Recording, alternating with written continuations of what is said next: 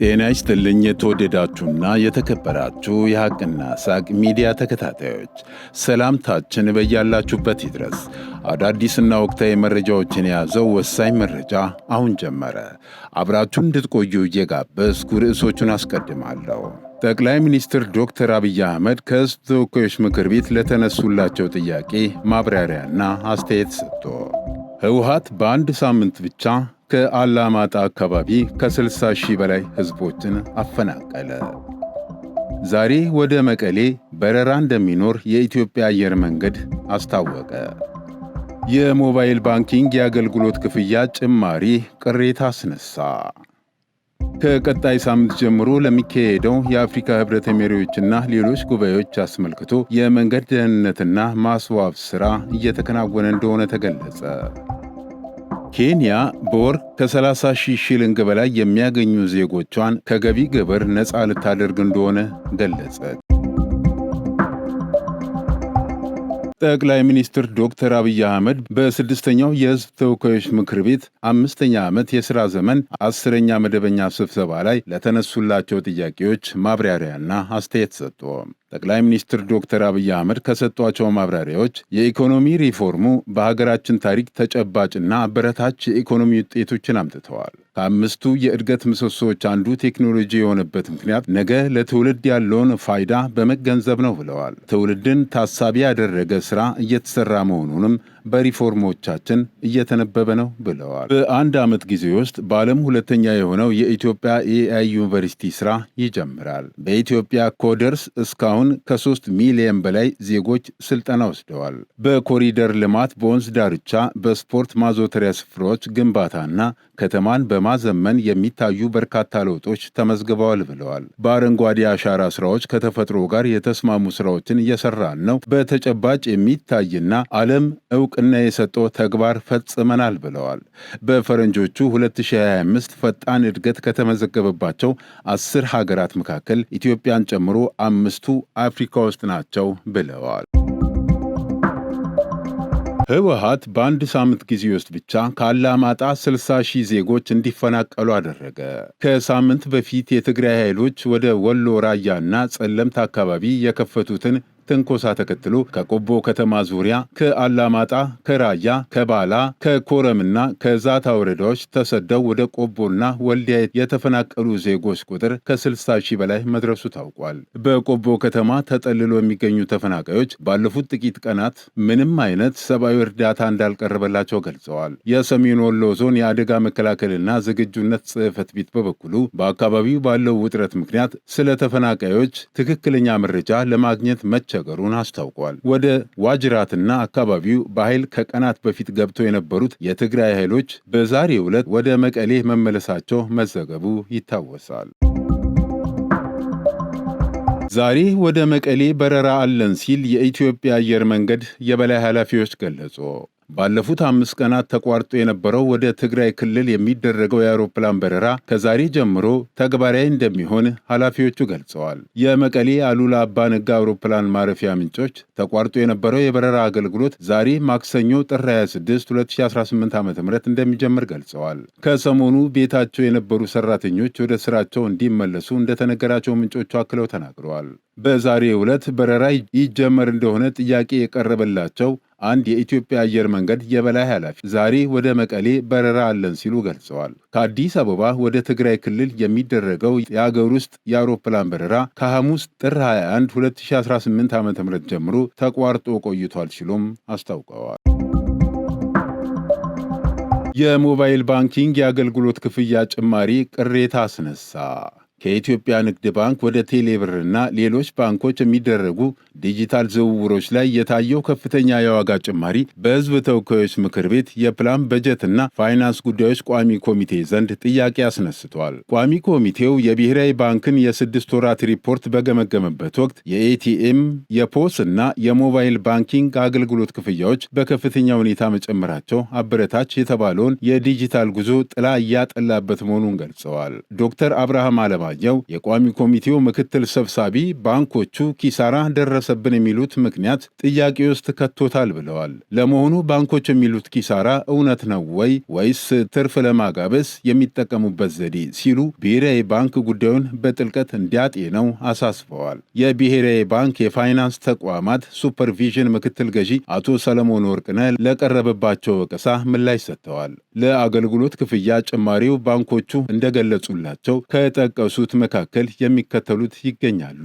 የሶፍትዌር ወጪ ጣሪያ መንካቱ፣ ባንኮች ለቴክኖሎጂ የሚከፍሉት የውጭ ምንዛሬና የባለሙያዎች ስልጠና ወጪ ከፍተኛ መሆኑ፣ የእርስ በርስ ትስስር ጣጣ፣ አንዱ ባንክ ከሌላው ጋር ለመናበብ የሚያወጣው ወጪ ለጭማሪው ምክንያት ሆነዋል። መቆጣጠር እንደማይቻልና ብሔራዊ ባንክ ለባንኮች ይህንን ያህል ቁረጡ ብሎ ትዕዛዝ መስጠት እንደማይችልና ይህም ዓለም አቀፍ አሰራር አይደለም ሲሉ እጃቸው የታሰረ መሆኑን ገልጸዋል። ብሔራዊ ባንክ ለአገልግሎት የሚቆርጡትን ክፍያ ለተጠቃሚው በግልጽ እንዲለጥፉ አቅጣጫ መስጠቱን አቶ ሰለሞን ተናግረዋል።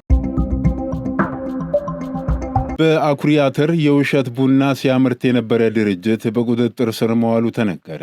ፖሊስ እንደገለጸው በአኩሪ አተር እንዲሁም በተለያዩ የጣዕም ማቀነባበሪያ ኬሚካሎች የውሸት ቡና ሲያመርት የነበረን አንድ መጋዘን በወንጀል ምርመራ ቁጥጥር ስር መዋሉን አስታውቀዋል። ከቀጣይ ሳምንት ጀምሮ ለሚካሄደው የአፍሪካ ህብረት መሪዎችና ሌሎችን ጉባኤዎች አስመልክቶ የመንገድ ደህንነትና ማስዋብ ስራ እየተካሄደ እንደሆነ ተነገረ። የአዲስ አበባ ትራንስፖርት ማኔጅመንት ባለስልጣን በአዲስ አበባ ከየካቲት 4 ከ5 የሚካሄደውን 48ኛውን የስራ አስፈጻሚዎች መደበኛ ስብሰባ፣ የካቲት 6 የሚካሄደውን የአፍሪካ ጣሊያን ጉባኤ እንዲሁም ከየካቲት 7 እስከ 8 የሚካሄደውን 39ኛውን የአፍሪካ ህብረት መደበኛ የመሪዎች ጉባኤ አስመልክቶ ከመደበኛ ስራዎች በተጨማሪ በተለያዩ የከተማዋ ክፍል የመንገድ ቀለም ቅብ፣ ምልክቶች ተከላና ጥገና፣ የትራፊክ መብራቶችና መሰል የምህንድስና ስራዎችን እያከናወነ ይገኛል። ከተግባራቱም መካከል ከሜክሲኮ አፍሪካ ህብረት ከቤተ መንግስት ካዛንቺስ ከፒያሳ ቸርችል 5.8 ኪሎ ሜትር የአሽከርካሪዎች ማንቂያ ኮንቬክስ ቀለም ቅብ ስራ፣ ከ4 ቶን በላይ ማለፍ የሚከለክል 8 የምልክት ተከላ ስራ ተከናውነዋል። ሴፍቲ ሮል በሚገኙባቸው አካባቢዎችና የተለያዩ ቦታዎች 168 ሜትር የማጠብ መጠገንና ቀለም የመቀባት ስራ በመከናወን ላይ ይገኛል ሲሉ የባለስልጣኑ የህዝብ ግንኙነትና ኮሚኒኬሽን ዳይሬክተር ወይዘሮ ገነት ዲባባ ተናግረዋል። ክቡራትና ክቡራን ቤተሰቦቻችን ወደ ውጭ መረጃዎች ከማለፋችን በፊት እዚህ ሀገራችን ስለተከሰተ አንድ አስደናቂ ነገር ላውራችሁ። የደረሰን መረጃ ለአንዲት ሴት 2 ሽምግልና እንደተላከ ያመላክታል። ለአንዲት ወጣት ሴት 2 የተለያዩ የሽምግልና ቡድኖች በተመሳሳይ ቀን በወላጆቿ ቤት መገኘታቸው መነጋገሪያ ሆነዋል። ኖር ሬዲዮ እንደዘገበው ከሆነ በዚህ ባገኘነው መረጃ መሰረት ለአንዲት ወጣት ሴት 2 የተለያዩ የሽምግልና ቡድኖች በተመሳሳይ ቀን ወላጆቿ ቤት መገኘታቸው አካባቢውን ሲያነጋግር ሰንብቷል። ክስተቱ የተጀመረው ጠዋት ላይ ሲሆን የመጀመሪያው የሽምግልና ቡድን በወላጆቿ ቤት ተገኝተው ጥያቄያቸውን አቅርበው ወላጆቿም በቀረበው ጥያቄ ተስማምተው ልጃችንን ሰጥተናል በማለት ቡራኬያቸውን ሰጥተው እንደ ባህሉና እንደ ስርዓቱ ቤተሰብና ሽማግሌዎች በደስታ ወደ ምግብ ገበታ ቀርበው የምስራች እየተባባሉ ባሉበት ወቅት ነበር ሌላ ያልተጠበቀ ድምፅ ከውጭ በኩል የተሰማው። የመጀመሪያው ቡድን ገበታ ላይ እንዳለ ሁለተኛው የሽምግልና ቡድን በደጅ መቆማቸው ተሰማ። እነዚህ ሽማግሌዎች የመጡት ለዚች ሴት ልጅ የጋብቻ ጥያቄ መሆኑ ሲታወቅ በስፍራው የነበረው ድባብ በአንድ ጊዜ ወደ ግርግር ተቀይሯል። ወላጆቹም ሆኑ ታዳሚዎች ለአንዲት ልጅ እንዴት 2 ሽምግልና በአንድ ቀን ይመጣል በሚል ግራ የተጋቡ ሲሆን ቀድሞው እሺ የተባሉት ሽማግሌዎችና አዲስ የመጡት ቡድኖች በመካከላቸው መጠነኛ አለመግባባት ተፈጥሮ እንደነበረም ታውቋል። ጉዳዩን የታዘቡ ሰዎች እንደሚሉት ክስተቱ በታሪክ የማይታይና እጅግ አነጋጋሪ እንደሆነ ተናግረዋል። አንዳንዶች ልጅቷ ለሁለቱም ወገኖች ፈቃድ ሰጥታ ይሆን የሚል ጥያቄ ሲያነሱ፣ ሌሎች ደግሞ ይህ የአጋጣሚ ጉዳይ የአጋጣሚዎች ሁሉ አጋጣሚ ነው በማለት አስተያየታቸውን ሰጥተዋል።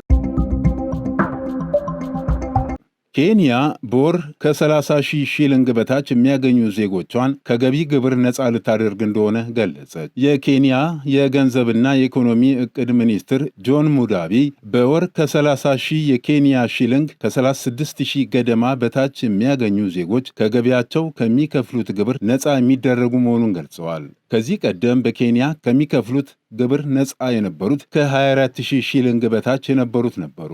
አሁን ይህን ጣሪያ ወደ 30,000 ለማሳደግ በመንግስት በኩል ዕቅድ የተያዘ እንደሆነ ተገልጸዋል። ሚኒስትሩ ከገቢ ግብር ነፃ የማድረጉ ሐሳብ ከፕሬዝዳንት ዊልያም ሩቶ መምጣቱን ገልጸው ከግብሩ ነፃ ማድረግ ዝቅተኛ ገቢ የሚያገኙ ሰዎችን ጫና ያቃልላል በማለት እነዚህ ሰዎች ደሞዛቸውን ለመሰረታዊ አገልግሎት ካወጡት በኋላ ለቁጠባ የሚቀራቸው ጥቂት ወይም ምንም አልነበረም ብለዋል። ሚኒስትሩ በኬንያ ከ3 ሚሊዮን በላይ ደሞዝተኞች መኖራቸውን ገልጸው ከነዚህም ውስጥ 1.5 ሚሊዮን በወር 30,000 ሺሊንግና ከዛ በታች የሚያገኙ መሆናቸውን አስታውቀዋል። እነዚህን ዝቅተኛ ገቢ የሚያገኙ ዜጎች ታክስ ማድረግ ፍትሐዊ አይደለም ሲሉም ተናግረዋል። የገንዘብ ሚኒስትሩ ጆን ሙዳቢ እስከ 30,000 ሺሊንግ የሚያገኙት ከታክስ ነፃ ከማድረግ በተጨማሪ ከ30,000 እስከ 50,000 ሺሊንግ በወር ለሚያገኙ የሚከፍሉት የገቢ ግብር በ5 በመቶ በመቀነስ ወደ 25% ዝቅ እንደሚደረግላቸውን በመግለጽ በአጠቃላይ ከ1.7 ሚሊዮን ሰዎች ከታክስ ማሻሻያው እንደሚጠበቅባቸው አስታውቀዋል።